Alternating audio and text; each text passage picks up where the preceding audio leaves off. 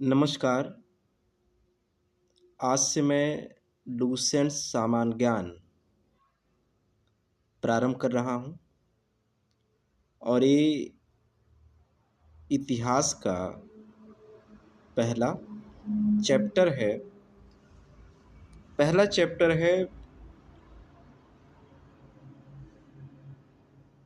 भारत का इतिहास जानने का स्रोत।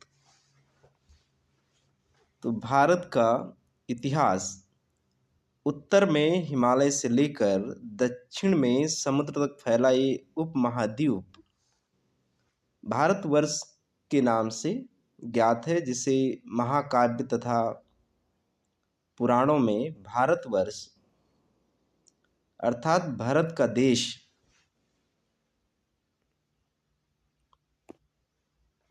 तथा यहाँ के निवासियों को भारतीय अर्थात भरत की संतान कहा गया है। यूनानियों ने भारत को इंडिया तथा मध्यकालीन मुस्लिम इतिहासकारों ने हिंद अथवा हिंदुस्तान के नाम से संबोधित किया।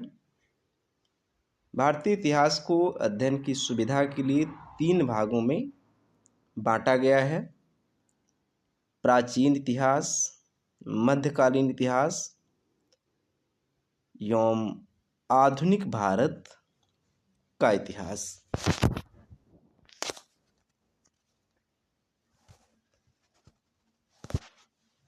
प्राचीन भारत, प्राचीन भारतीय इतिहास के स्रोत। प्राचीन भारतीय इतिहास के विषय में जानकारी मुख्यतः 4 स्रोतों से प्राप्त होती है। नंबर 1 धर्म ग्रंथ, नंबर 2 ऐतिहासिक ग्रंथ, नंबर 3 विदेशियों का विवरण, नंबर 4 पुरातत्व संबंधी साक्ष्य। धर्म ग्रंथ एवं ऐतिहासिक ग्रंथ से मिलने वाली महत्वपूर्ण जानकारी।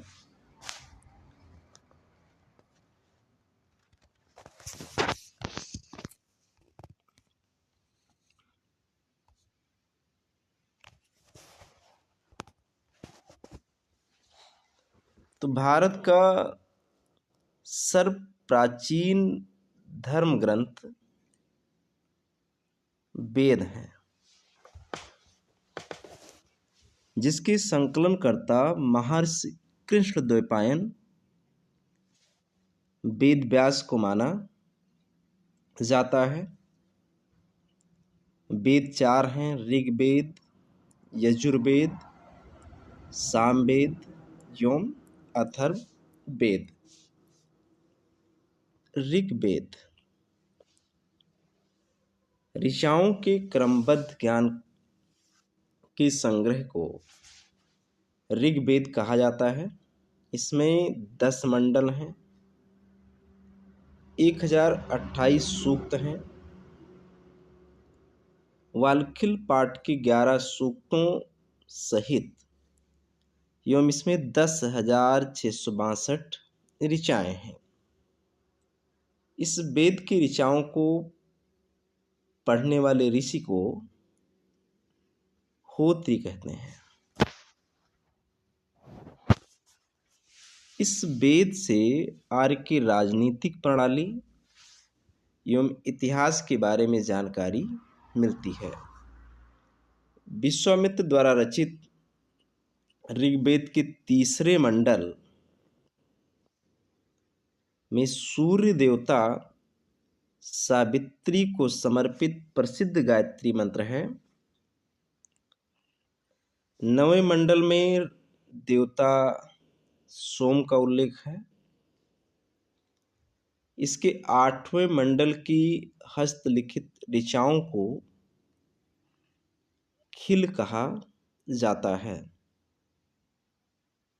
चातुर्वर्ण समाज की कल्पना का आदि स्रोत ऋग्वेद के 10वें मंडल में वर्णित पुरुष सूक्त है, जिसके अनुसार 4 वर्ण ब्राह्मण, क्षत्रिय, वैश्य तथा शूद्र आदि पुरुष ब्रह्मा के क्रमशः मुख, भुजाओं, जंघाओं और चरणों से उत्पन्न हुए। धर्मसूत्र चार प्रमुख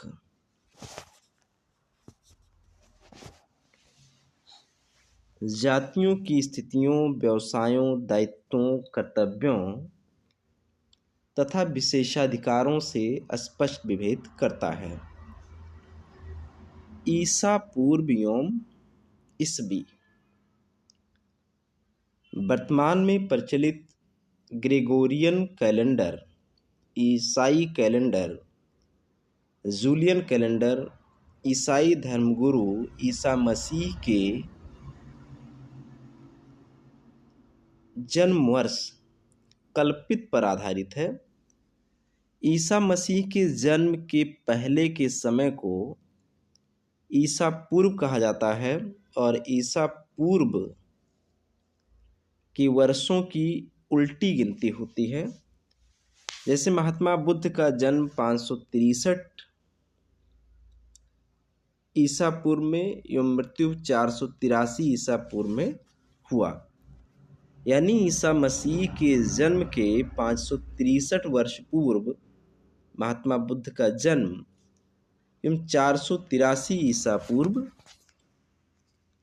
मृत्यु हुई।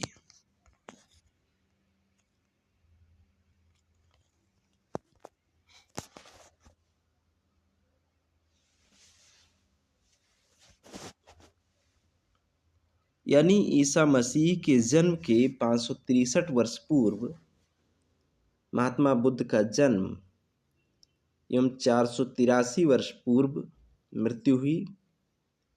ईसा मसीह की जन्म तिथि से आरंभ हुआ सन ईसवी सन कहलाता है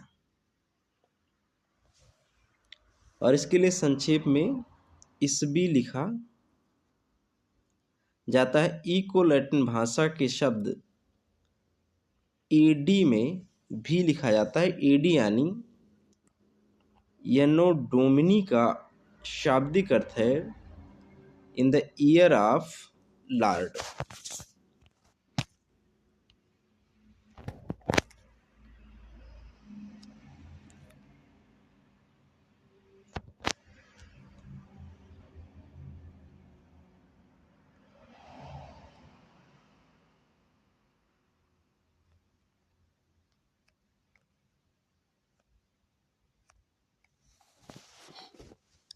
वामनावतार के 3 पगों के आख्यान का प्राचीनतम स्रोत ऋग्वेद है। ऋग्वेद में इंद्र के लिए 250 और अग्नि के लिए 200 ऋचाओं की रचना की गई। नोट: प्राचीन इतिहास के साधन के रूप में वैदिक साहित्य में ऋग्वेद के बाद शतपथ ब्राह्मण का स्थान है। यजुर्वेद।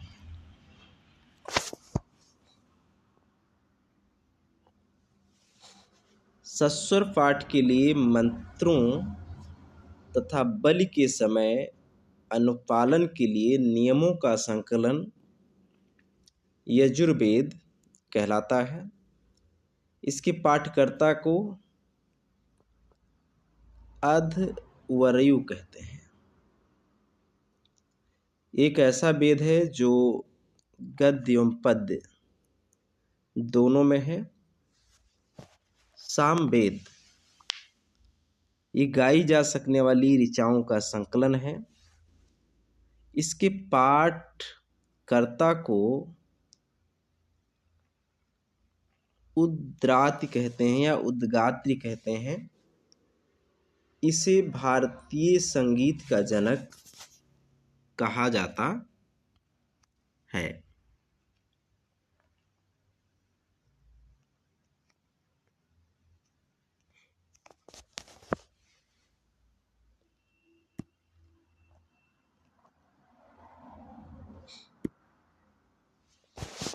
अथर्ववेद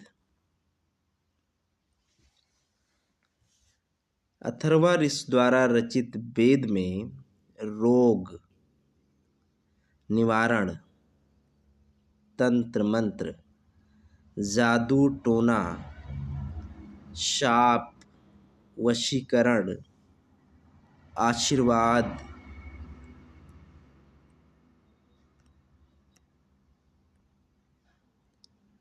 स्तुति, प्रायश्चित, औषधि, अनुसंधान, विवाह, प्रेम, राजकर्म, मातृभूमि, महात्म आदि विविध विषयों से संबद्ध मंत्र तथा सामान्य मनुष्यों के विचारों, विश्वासों, अंधविश्वासों इत्यादि का वर्णन है। अथर्ववेद कन्याओं के जन्म की निंदा करता है। इसमें सभा एवं समिति को प्रजापति की 2 पुत्रियां कहा गया है। नोट: सबसे प्राचीन वेद ऋग्वेद एवं सबसे बाद का वेद अथर्ववेद है। वेदों को भलीभांति समझने के लिए 6 वेदांगों की रचना हुई। तो कुल वेदांगों की संख्या 6 है। ये हैं शिक्षा, ज्योतिष, कल्प, व्याकरण, निरुक्त और छंद।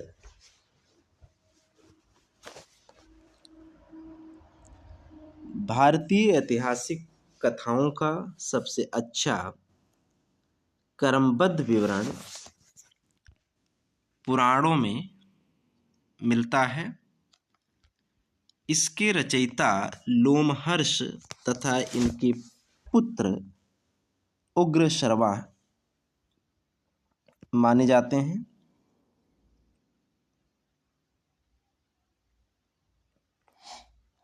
इनकी संख्या 18 है, यानी पुराणों की संख्या 18 है, जिनमें केवल 5 मत्स्य, वायु, विष्णु, ब्राह्मण एवं भागवत में ही राजाओं की वंशावली पाई जाती है। पुराणों में मत्स्य पुराण सबसे प्राचीन एवं प्रामाणिक है। अधिकतर पुराण सरल संस्कृत श्लोक में लिखे गए हैं। स्त्रियां तथा शूद्र जिन्हें वेद पढ़ने की अनुमति नहीं थी, वे भी पुराण सुन सकते थे। पुराणों का पाठ पुजारी मंदिरों में किया करते थे। स्त्री की सर्वाधिक गिरी हुई स्थिति मैत्रेयी संहिता से प्राप्त होती है, जिसमें जुआ और शराब की भांति स्त्री को पुरुषों का तीसरा मुख्य दोष बताया गया है।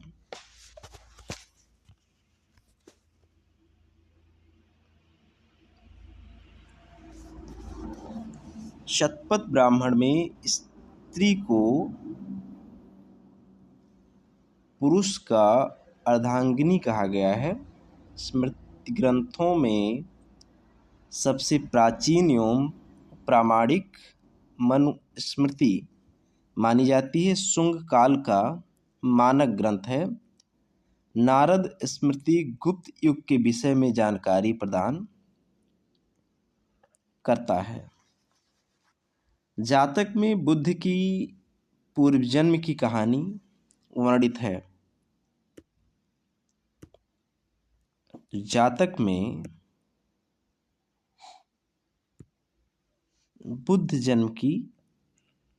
बुद्ध के पूर्व जन्म की कहानी वर्णित है। हीनयान का प्रमुख ग्रंथ कथावस्तु है, जिसमें महात्मा बुद्ध का जीवन चरित्र अनेक कथाओं के साथ वर्णित है।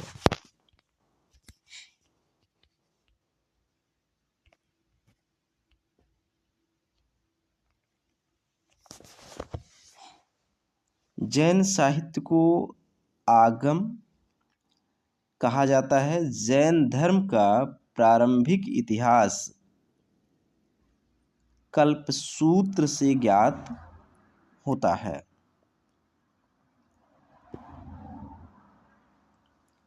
जैन ग्रंथ भगवती सूत्र में महावीर के जीवन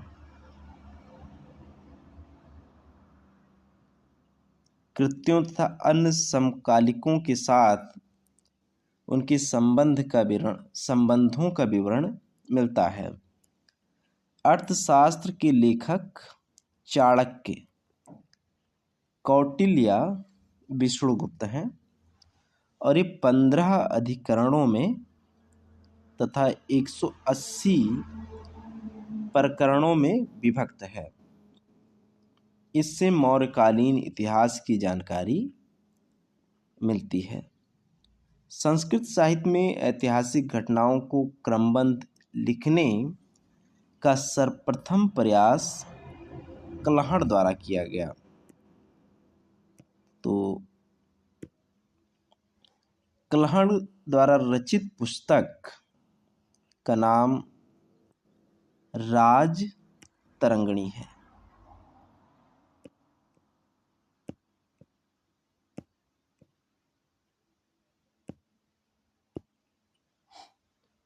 अरबों की जिसका सर्वप्रथम संस्कृत ग्रंथ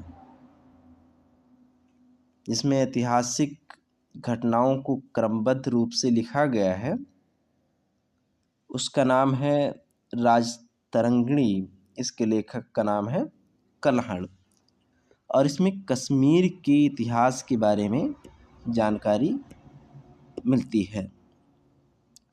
अरबों की सिंध विजय का वृत्तांत चचनामा इसके लेखक अली अहमद में सुरक्षित है।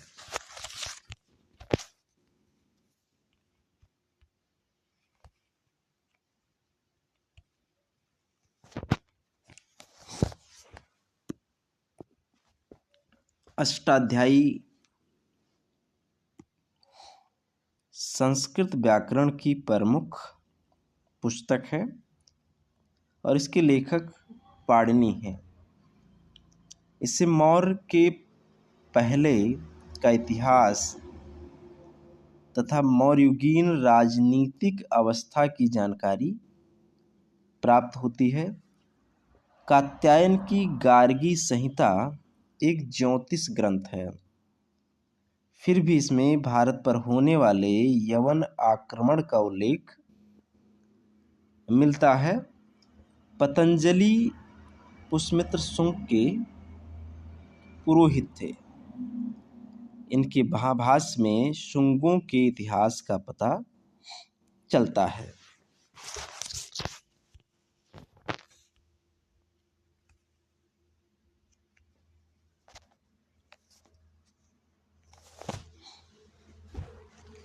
विदेशी यात्रियों से मिलने वाली प्रमुख जानकारी। यूनानी रोमन लेखक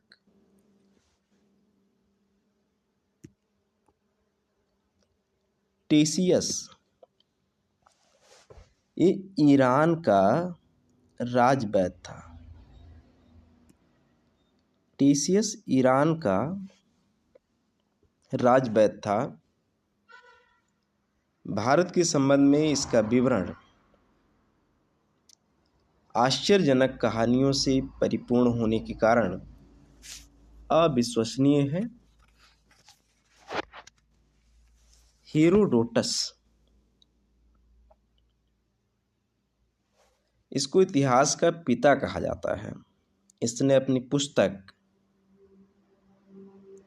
हिस्टोरिका में 5वीं शताब्दी ईसा पूर्व के भारत फारस के संबंध का वर्णन किया है, परंतु इसका विवरण भी अनुश्रुतियों अफवाहों पर आधारित है। सिकंदर के साथ आने वाले लेखकों में निरियाकस, आने सिकर्टस तथा आस्टोबुलस के विवरण अधिक प्रामाणिक तथा विश्वसनीय माने जाते हैं। मेगास्थनीज ये सेल्यूकस निकेटर का राजदूत था, जो चंद्रगुप्त मौर्य के दरबार में आया था। इसने अपनी पुस्तक इंडिका में मौर्य युगीन समाज एवं संस्कृति के विषय में लिखा है। तो मेगास्थनीज की किताब का नाम है इंडिका। डाइमेकस यह सीरियन नरेश अंतियोकस का राजदूत था, जो बिंदुसार के दरबार में आया था, और इसका विवरण भी मौर्य युग से संबंधित है। तो डायमेकस से इस तरह से प्रश्न पूछा जा सकता है कि इस किसके दरबार में आया था और एक कहाँ का राजदूत था। डायोनिसियस ये मिस्र नरेश टालमी फिलेडेल्पस का राजदूत था, जो अशोक के दरबार में आया था।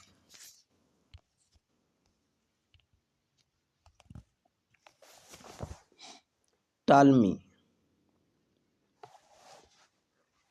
इसने दूसरी शताब्दी में भारत का भूगोल नामक पुस्तक लिखी। प्लिनी इसने प्रथम शताब्दी में नेचुरल हिस्ट्री नामक पुस्तक लिखी। इसमें भारतीय पशुओं, पेड़ों पौधों, खनिज पदार्थों आदि के बारे में विवरण मिलता है। पेरिप्लस ऑफ द इरिथ्रियन सी इस पुस्तक के लेखक के बारे में जानकारी नहीं है। ये लेखक करीब 80 ईस्वी में हिंद महासागर की यात्रा कर आया था। इसने उस समय के भारत की बंदरगाहों तथा व्यापारिक वस्तुओं के बारे में जानकारी दी है। चीनी लेखक, तो चीनी लेखकों में पहला है फाहियान। ये चीनी यात्री गुप्त नरेश चंद्रगुप्त द्वितीय के दरबार में आया। इसने अपने विवरण में मध्य प्रदेश की समाज तथा संस्कृति के बारे में वर्णन किया।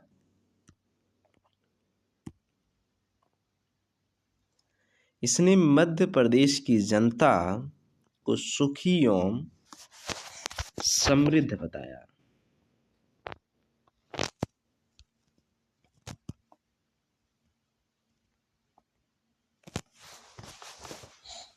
दूसरा इसमें संयोगन, ये 518 ईस्वी में भारत आया। इसने अपने 3 वर्षों की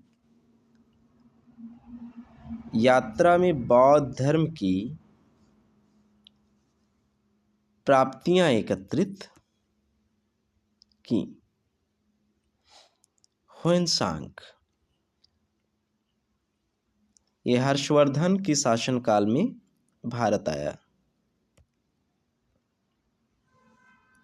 ह्वेनसांग 629 ईस्वी में चीन से भारत के लिए प्रस्थान किया और लगभग 1 वर्ष की यात्रा के बाद सर्वप्रथम वह भारतीय राज्य कपिशा पहुंचा। भारत में 15 वर्षों तक ठहरकर 645 ईस्वी में चीन लौट गया।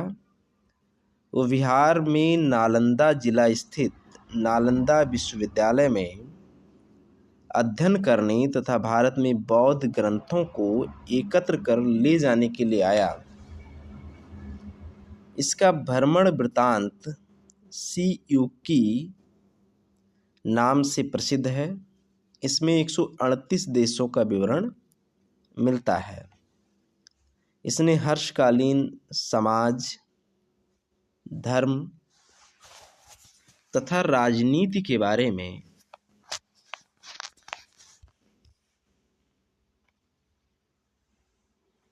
वर्णन किया है। इसके अनुसार सिंध का राजा शूद्र था। नोट ह्वेनसांग के अध्ययन के समय नालंदा विश्वविद्यालय के कुलपति आचार्य शीलभद्र थे। इत सिंह इस 7वीं शताब्दी के अंत में भारत आया। अपने विवरण में नालंदा विश्वविद्यालय, विक्रमशिला विश्वविद्यालय तथा अपने समय के भारत का वर्णन किया। अरबी लेखक, इसमें पहला है अल बरूनी। ये महमूद गजनबी के साथ भारत आया। अरबी में लिखी गई उसकी कृत किताबुल हिंद या तहकीक हिंद, भारत की खोज, आज भी इतिहासकारों के लिए एक महत्वपूर्ण स्रोत है। यह एक विस्तृत ग्रंथ है जो धर्म और दर्शन, त्योहारों, खगोल विज्ञान, कीमिया, रीति रिवाजों तथा प्रथाओं, सामाजिक जीवन, भारत तौल तथा मापन विधियों, पूर्तिकला कानून, मापतंत्र विज्ञान आदि विषयों के आधार पर 80 अध्यायों में विभाजित है। इसमें राजपूत कालीन समाज, धर्म, रीति रिवाज, राजनीति आदि पर सुंदर प्रकाश डाला गया है।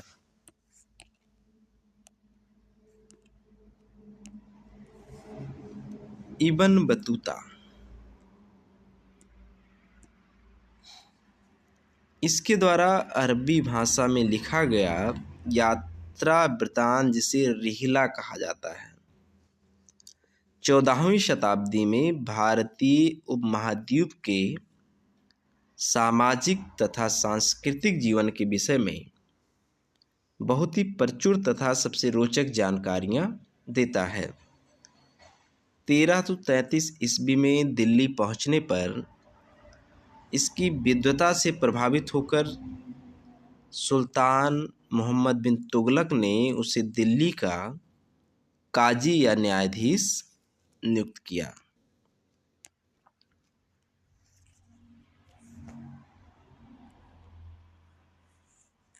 अन्य लेखक,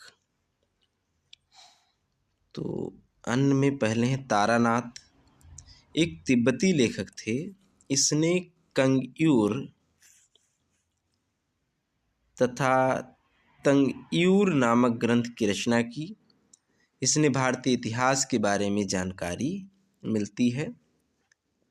मार्को पोलो, यह 13वीं शताब्दी के अंत में पांड देश की यात्रा पर आया।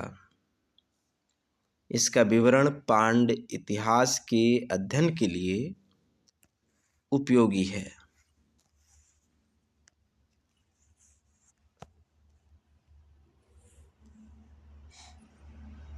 पुरातत्व संबंधी साक्ष्य से मिलने वाली जानकारी, 1400 ईसा पूर्व के अभिलेख बोगाज कोई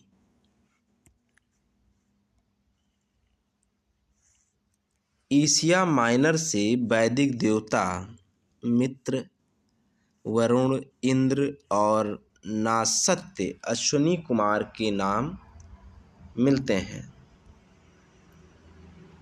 मध्यकाल में भागवत धर्म विकसित होने का प्रमाण यवन राजदूत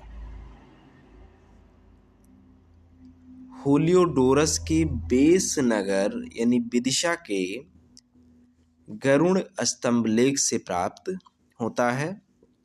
सर्वप्रथम भारतवर्ष का जिक्र हाथी गुम्फा में है।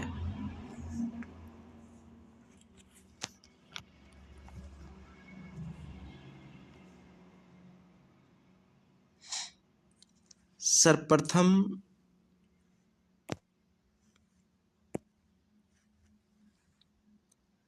भारतवर्ष का जिक्र हाथी गुम्फा में है। सर्वप्रथम दुर्भिक्ष की जानकारी देने वाला अभिलेख सोहगौरा अभिलेख है। सर्वप्रथम भारत पर होने वाले हूण आक्रमण की जानकारी भीतरी स्तंभ लेख से प्राप्त होती है। सती प्रथा का पहला लिखित साक्ष्य एरण अभिलेख शासक भानुगुप्त से प्राप्त होता है।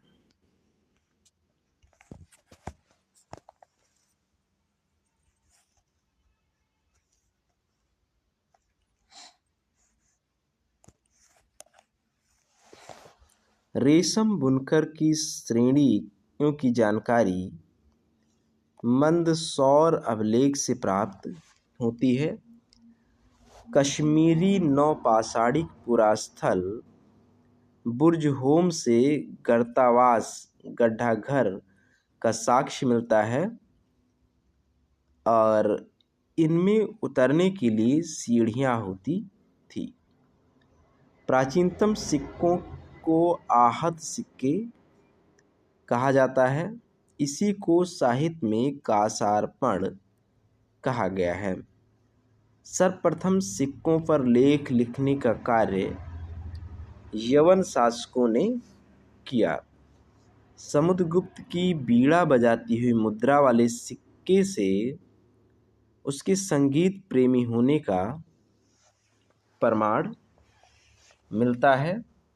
अरिकमेडु पुदुचेरी के निकट से रोमन सिक्के प्राप्त हुए हैं।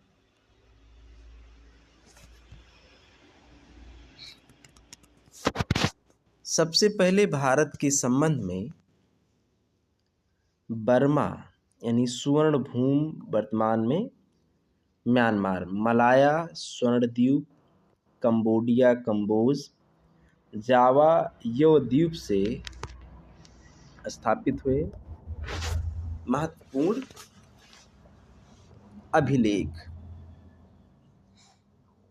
एक तरफ अभिलेख है, दूसरे तरफ के शासक हैं। हाथी गुम्फा अभिलेख, इसमें शासक है कलिंगराज खारबेल। जूनागढ़ गिरनार अभिलेख, शासक है रुद्र दामन। नासिक अभिलेख, शासक हैं गौतमी बलश्री। प्रयाग स्तंभलेख समुद्रगुप्त। येहोल अभिलेख पुलकेशिन द्वितीय। मंदसौर अभिलेख मालवा नरेश यशोबर्मन। ग्वालियर अभिलेख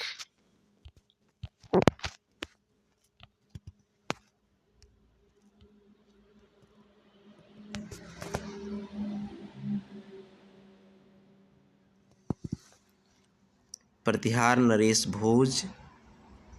भीतरी एवं जूनागढ़ अभिलेख समुद्रगुप्त। देवपाड़ा अभिलेख बंगाल शासक विजयसेन।